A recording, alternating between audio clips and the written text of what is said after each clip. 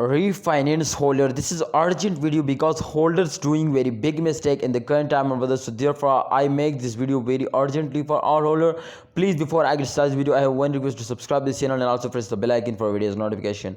Refinance is completely fails down, my friends. You can see here from last 1 month, you can see here the chain will be negative, and this time if you can see my brother, they fails down especially very badly in this month, but definitely you could see they take a short jump and absolutely they fails down again now. So you know what's the main reason to they fails down in the last 1 month? Because after a very huge jump, they absolutely graphical see just fails down especially.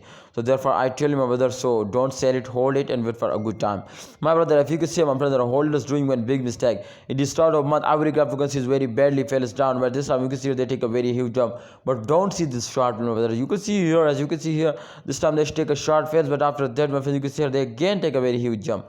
So don't see this short phase. I hope, my friend, in the coming time the price is increased now, the price will be double now. Just and only you need to hold and wait for a good time. I hope, my brother, a refinance is completely moving upward now.